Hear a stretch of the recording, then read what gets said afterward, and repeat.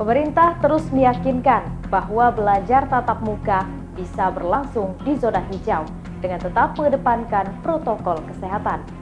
Standar operasional prosedur sudah sangat jelas. Mulai dari memastikan seluruh area sekolah bersih dan higienis, wajibkan semua siswa menggunakan masker selama di kelas, hingga jaga jarak dan cuci tangan. Ya, harus diakui, panduan ini sangat matang. Pemerintah tentunya sudah mempertimbangkan dampaknya. Masalahnya, apakah regulasi ini sejalan di lapangan? Faktanya, kebijakan para pemimpin negeri ini kerap tumpang tindih. Pengawasan di setiap strata sekolah pun masih lemah, sekalipun pemerintah mengklaim sudah mengkajinya. Hari demi hari, klaster baru justru bermunculan. Siapa yang menjamin keselamatan anak-anak kita? Siapa yang bertanggung jawab dengan keselamatan guru?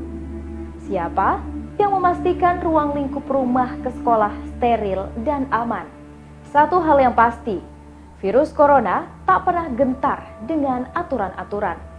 Vaksin yang kini beredar belum benar-benar teruji. Sehebat apapun protokoler kesehatan diterapkan, virus ini selalu memunculkan klaster baru. Kebijakan belajar tatap muka bak mempersiapkan liang pemakaman untuk menyaksikan orang-orang terdekat terpapar. Anak-anak kita adalah masa depan. Merekalah generasi penerus, bukan kelinci percobaan.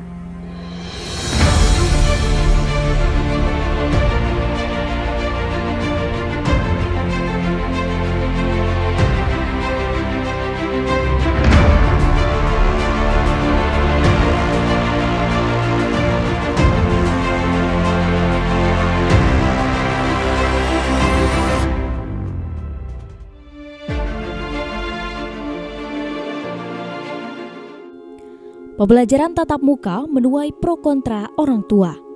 Mayoritas orang tua khawatir anak-anak mereka tertular virus corona. Terlebih, di Lampung hampir mencapai 400 pasien positif corona, baik yang sembuh maupun meninggal dunia. Namun ada juga segelintir orang tua yang setuju tatap muka. Tatap muka dibuka gitu? Nggak setuju.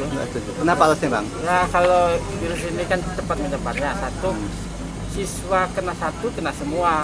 Siswa ini nggak tahu kena dari mana, dari orang tuanya, dari mana kan. Apa dari dia kena naik angkot. Jadi kena satu, kena semua, fatal. Kalau kata saya mah angguran ya masih daring aja lah. Kayaknya sih kalau saya pribadi sih belum setuju. Sebab apa ya, kalau lingkungan sekolah itu kan lingkungan banyak gitu loh. Kerumunannya itu lebih banyak, lebih rentan untuk penularan. Satu kena pasti yang lain semua pasti kena gitu. Jadi belum setuju bagaimana? Ya belum setuju sih ya, kita ikutin petugas gugus COVID aja lah, gugus tugas COVID, ikutin aturan pemerintah gitu kapan. Ya kalau untuk anak SD, SMP, saya setujunya kalau itu ditutup dulu. Tapi kalau untuk anak SMA sama kuliah, ya nggak apa-apa dibuka. Soalnya mereka waktu belajar tinggal sedikit. Jadi mereka harus belajar sungguh-sungguh gitu. Iya, nggak setuju. Setuju nggak pas sekolah dibuka lagi? Kalau saya ngelihat situasi seperti ini ya tidak setuju lah. Tidak setuju ya? Tidak setuju dulu. Iya. Ya itu tadi, belajarnya di orang tergantung ibunya, bapaknya. Kurva COVID terus menanjak. Orang tua ramai-ramai menyatakan ketidaksetujuan jika sekolah tetap dibuka. Namun banyak daerah di Lampung yang merasa superior mampu menahan laju corona dengan tetap membuka sekolah tatap muka. Kota Metro salah satunya. Dinas Pendidikan dan Kebudayaan Metro tetap membuka sekolah pada masa pandemi COVID-19 di beberapa sekolah. Ada 5 SMP serta 18 sekolah dasar negeri dan swasta yang telah memperoleh rekomendasi dari Satgas COVID-19 dan siap melakukan pembelajaran tatap muka di sekolah. Wali Kota Metro Ahmad Pairin mengatakan untuk memulai belajar dan tatap muka di sekolah yang utama harus mendapatkan rekomendasi dari orang tua siswa.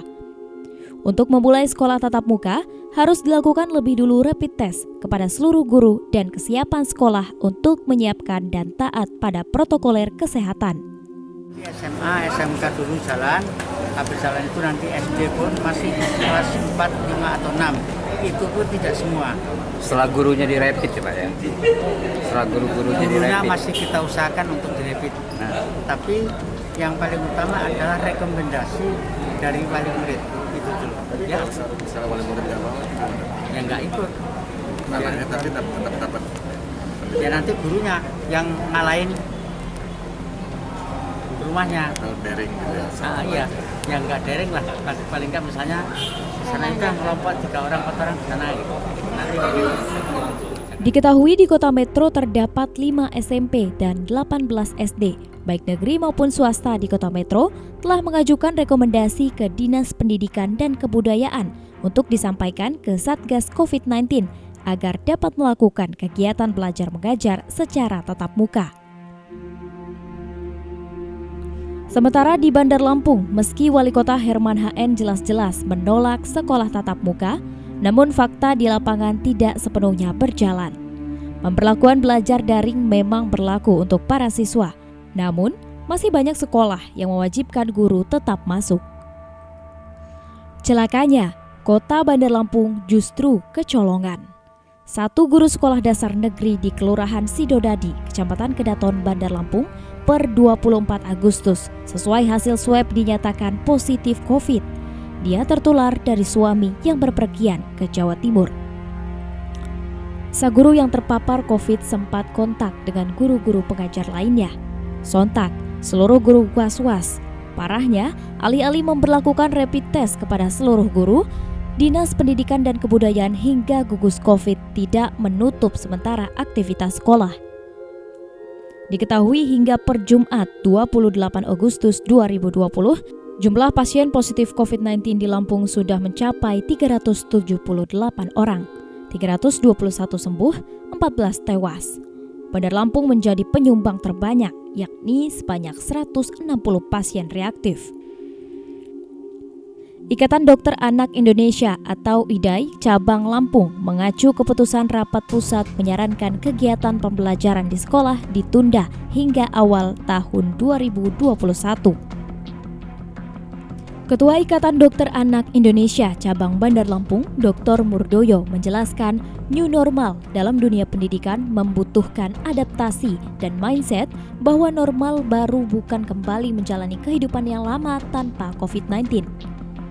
Anak-anak yang masuk usia sekolah maupun remaja sedang dalam proses tumbuh kembang dan dengan mindset bagaimana cara menjaga kesehatan secara benar, serta bagaimana menjaga diri supaya tetap sehat dan menjaga jarak agar tetap produktif. IDAI pun menyampaikan beberapa kriteria yang bisa jadi rekomendasi pemerintah untuk mempertimbangkan sekolah bisa kembali dibuka atau belum. Rekomendasi Ikatan Dokter Anak antara lain, pengendalian wabah. Apakah di suatu wilayah wabah sudah bisa terkendali? Yang bisa menjawab adalah Dinas Kesehatan serta pemerintah daerah.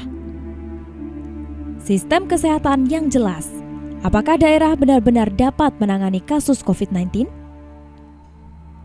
Selain itu, sistem surveillance atau tes PCR maupun tes swab.